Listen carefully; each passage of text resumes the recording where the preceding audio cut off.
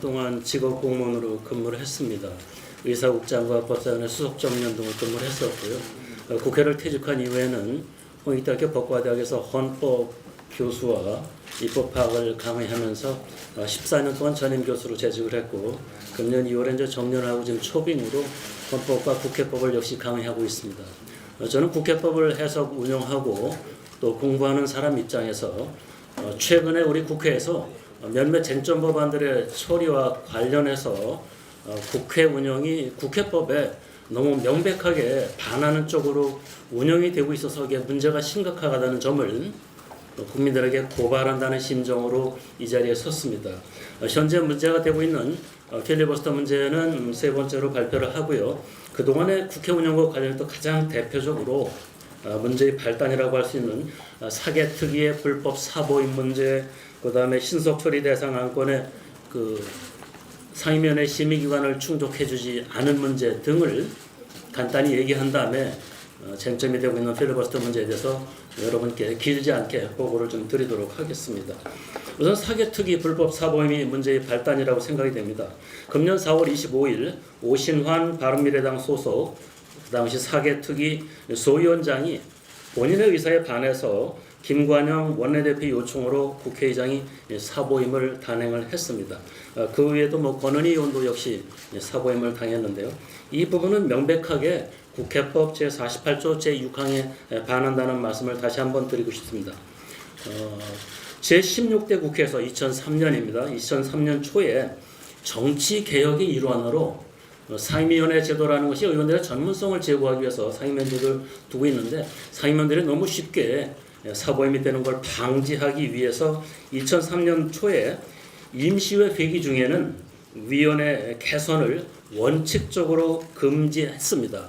그 국회법을 48조 6항을 새로 도입을 했는데, 이러한 금지한 입법 취지를 본다면 사보임이 국회법에 부합하는지 여부는 저는 엄격하게 해석을 해야 된다고 봅니다. 이런 엄격 해석 취지에 보았을 때 의원 본인의 질병 등 부득이한 사유가 아님에도 불구하고 본인의 의사에 반해서 사개특위 위원을 사보임했다는 자체가 저는 명백하게 국회법 위반이다. 거기에서부터 문제가 시작되는 말씀을 드립니다. 두 번째는 사개특위에서 공수처법안 등이 심의되다가 사개특위가 활동이 종료됨에 따라서 법사위를 거쳐서 지금 본회의에 부의되어 있는데, 이것이 신속처리 대상에 관해서 국회법이 요구하고 있는 바를 충족하지 못하고 있어서 또 문제가 심각하다, 그 말씀을 드리는 겁니다. 신속처리 대상 안건으로 지정된 법률안의 경우 국회법에서는 소관위원회는 상임위원회든 특위든 180일, 법사위원회는 체계자구 심사를 위해서 90일을 소비하도록 90일을 심사하도록 국회법이 보장을 하고 있습니다. 국회법 98조 2 제3항입니다. 공수처법안 등 사개특위 법안의 경우에는 신속처리 대상 안건으로 지정된 후 123일 만에 사개특위 활동이 종료됨에 따라 소관위원회 보장된 180일 중 50일이 부족한, 달리 보면 57일이 증발된 상태에서 법사위원회를 거쳐서 본회의에 부의되어 있는 상태입니다.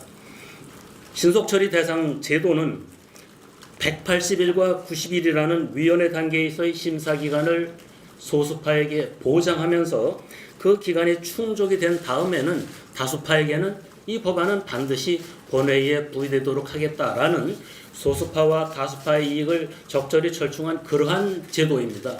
그런데 다수파의 이익을 보장하기 위한 본회의 부의는 되었는데 그거를 의장시켰습니다만, 그 전에 소수파를 보장하기 위해서 담보되었던 180일의 소관위원회 심사기간이 충족되지 않은 상태에서 그 이후 절차가 진행되었다는 점에서 본회의 부의가 명백하게 국회법에 위반된다는 말씀을 다시 한번 드리고자 합니다.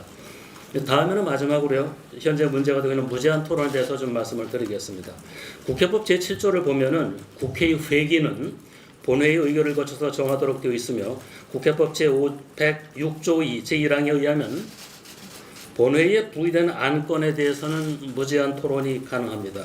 그렇다면 회기 결정의 권이 무제한 토론이 인정되는지 여부를 판단하기 위해서는, 첫째는 회기 결정의 건이 국회법 제106조 2 제1항에서 규정하고 있는 안건에 해당하는지를 검토해 봐야 되겠습니다. 두 번째는 이 안건에 대해서 토론이 가능한지 여부를 또 검토해 봐야 됩니다. 우선 국회법 제106조 제1항에서 규정하고 있는 안건의 의미는 법률안 등 안의 형식을 갖춘 것과 회기 결정의 건 등 안의 형식을 갖추는 것, 이걸 안의 형식을 갖추지 않은 것, 이걸 실무적으로 건이라고 얘기하는 겁니다. 그래서 이 두 개를 합해서 안건이라고 하는 겁니다.